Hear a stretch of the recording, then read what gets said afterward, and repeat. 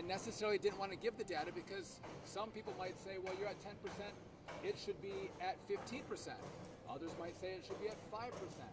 It is not a science, it is an art that we're trying to deploy to keep people safe in the airspace. And we're trying to be, we're trying to prevent the pressure that we now see building in the system.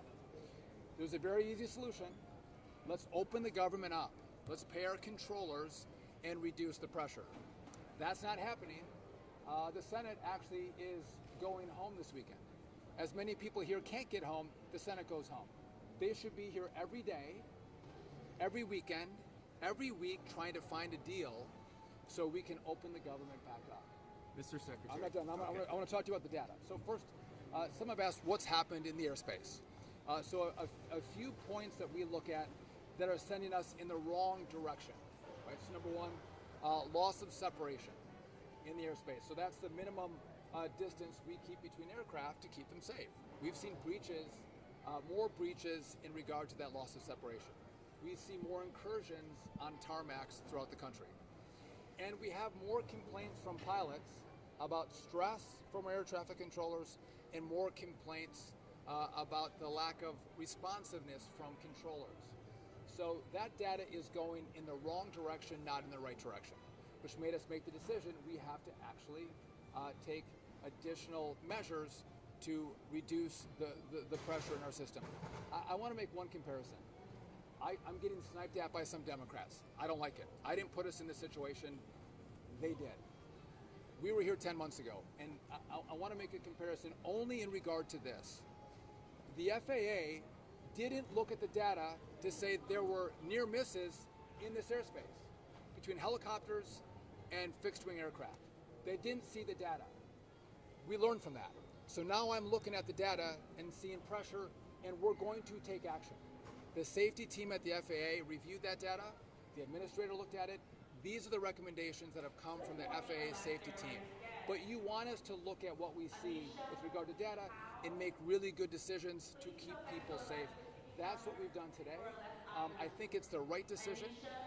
And again, I want to hear from passengers. Ready to take your questions or anyone else. How would you rate the airline's response, and what would you say to passengers who are frustrated with cancellations and delays? The airlines have been good partners. They don't love this. They're going to lose millions of dollars because of this. It's challenging for them to take down flights. And to those passengers that are upset, listen, call your Democrat senator. 14 times they voted no to open up the government.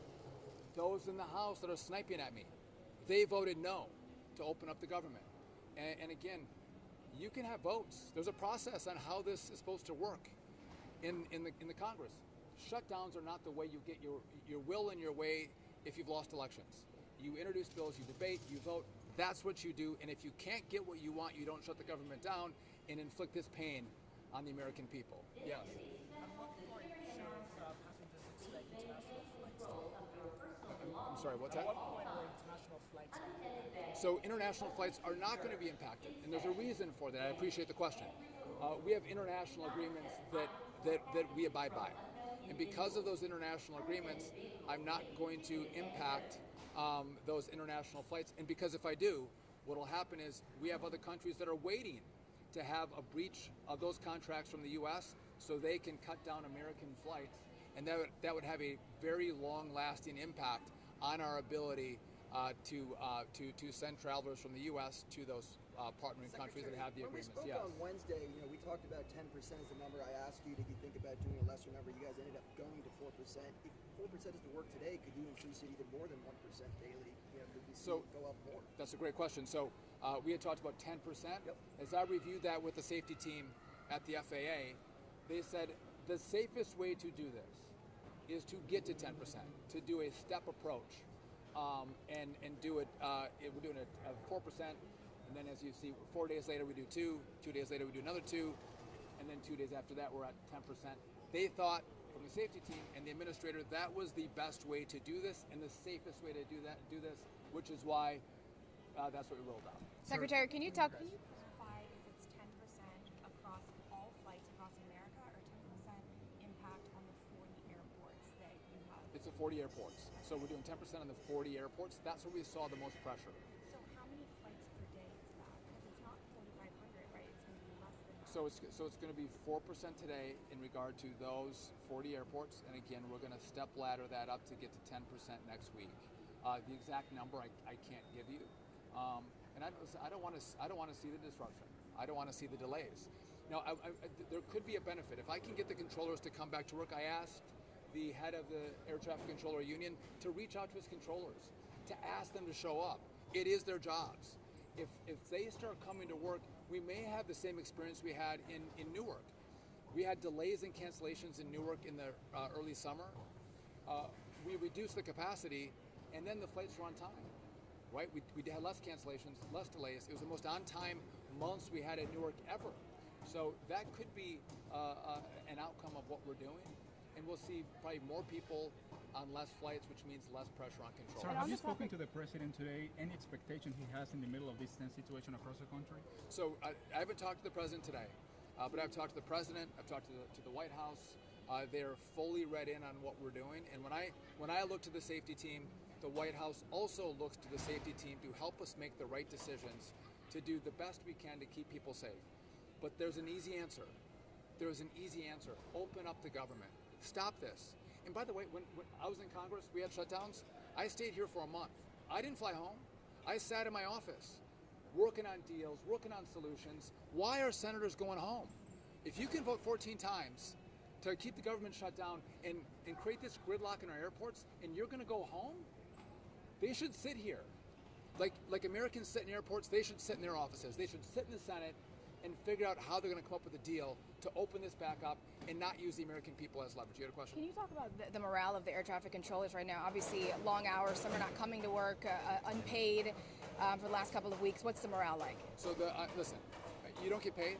You're stressed about paying for your families, food on the table. There is stress, and we see that. They're not happy, but you know what? Most of these men and women are great professionals. I've told you this, we don't have the best equipment, we do have the best controllers. And they work really hard, and they care deeply about keeping Americans safe through our airspace. And I'm grateful to them for that. But let's not lie about the pressure they're under. What's happened is a lot of the same controllers come to work every single day. We have that group, then we have another group that has a longer record of not showing up. And so the ones who do come to work, they're the ones that are working 6 days a week, 10 hours a day. And you can do that, all of you guys work big hours. You can do that for a couple weeks, but at one point you're going to get burned out. You're going to get burned out. And that's what we're seeing now. There's a higher level of fatigue with the controllers because they've been doing this for a long time as we've tried to mitigate the impact of the shutdown.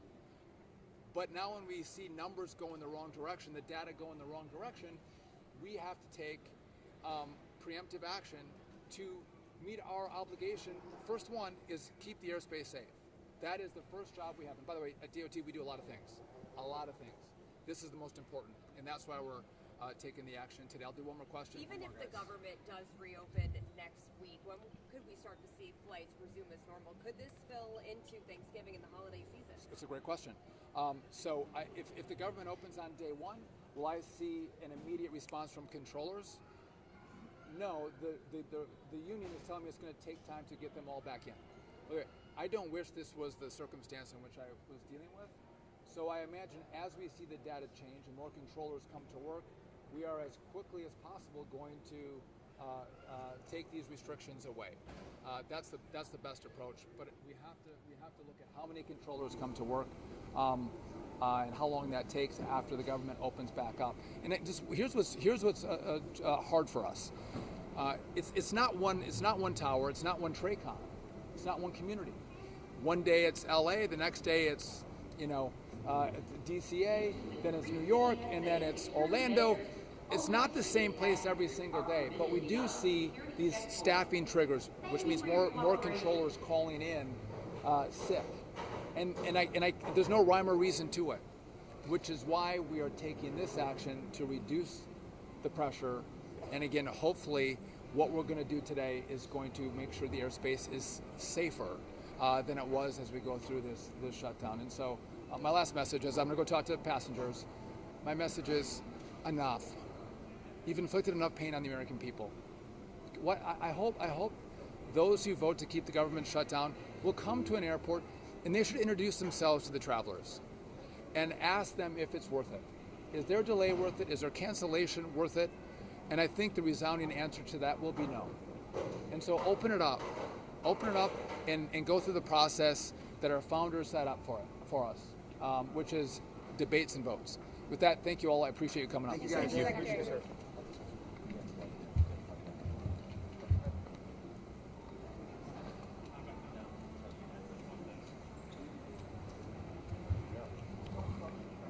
Alrighty.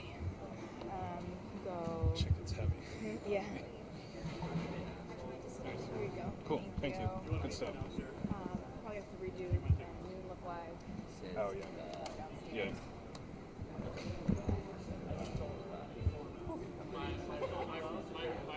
My wrist is a little shot. Such is life.